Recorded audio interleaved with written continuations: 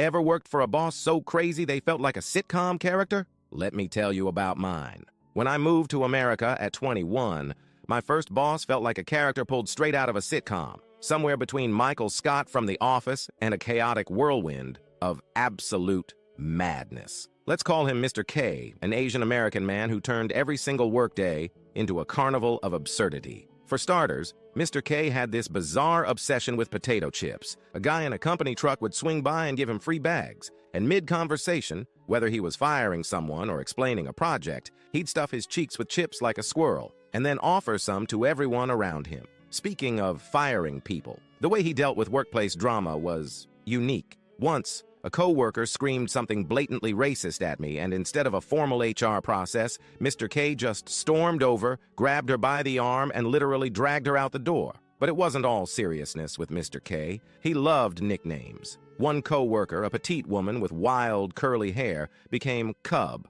or Baby Lion. Every time she clocked in, he'd let out a little roar. The rest of us. If you were black, you were called Tyrone, no matter your name, and he'd greet the ladies with a cheerful, "What's up, shorty?" And me, he'd beg me to teach him Arabic words, which he'd yell randomly across the office with perfect pronunciation, grinning like a kid who just learned a magic trick. One time, he decided to impersonate me. He slapped on a wig and started mimicking my accent and mannerisms while filming himself on my phone. I couldn't even be mad. He was so over the top, it was hard not to laugh. And then there were the chickens. Oh, the chickens. Out of nowhere, he started a backyard chicken farm behind the office. Clients walking in would be greeted by squawking hens and an unmistakable farmyard aroma. When the city found out and tried to shut it down, Mr. K simply doubled down, adding a garden to camouflage the coop. He proudly handed out fresh eggs and squash to employees, acting like he'd single-handedly solved world hunger.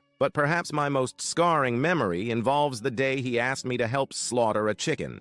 I wasn't prepared. I nicked it slightly, and it thrashed, spraying blood everywhere. Mr. K, calm as ever, laughed and handed me a napkin, saying, "First time, huh?" His office naps were legendary. He'd crawl under his desk, snore so loudly that clients asked about the plumbing issues, and emerge looking like he'd been hit by a truck, but pretending nothing had happened. And when he wasn't napping, he was deep-frying sausages in the back room or walking around with a basket of eggs like he was Little Red Riding Hood. Mr. K wasn't just a boss.